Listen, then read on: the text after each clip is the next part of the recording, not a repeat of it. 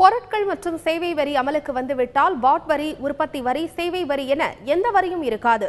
அனைத்து வரியும் இணைக்கப்பட்டாலும் ஏன் இது பொருட்கள் மற்றும் சேவை வரி என்று மட்டுமே அழைக்கப்படுகிறது?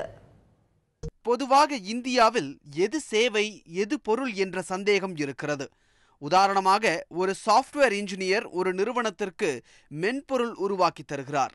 இது பொருளா சேவையா?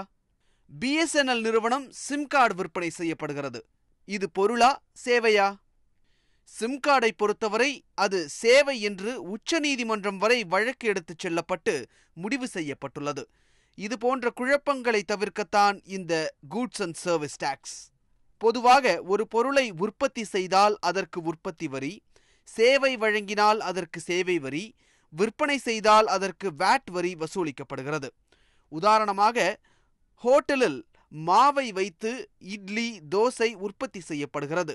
கச்சா எண்ணெயிலிருந்து பெட்ரோல், டீசல் போல என்று வைத்துக் கொள்வோம். பெட்ரோல், டீசலுக்கு உற்பத்தி வரி உண்டு. ஆனால் சில பொருட்களுக்கு உற்பத்தி வரி கிடையாது. இட்லி, தோசை போன்ற பல பொருட்கள் இதில் வரும். இந்த இட்லியை சர்வர் உங்களுக்கு பரிமாறுகிறார்.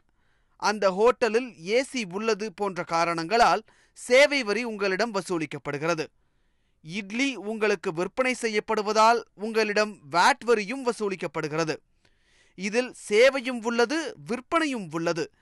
சாதாரண இட்லிக்கே இத்தனை வரி விதிக்கப்படுகிறது. எது சேவை எது பொருள் என்ற குழப்பத்தை தவிர்க்க அனைத்து வரிகளும் இணைப்பதால்தான் இது பொருட்கள் மற்றும் சேவை வரி என்று அழைக்கப்படுகிறது.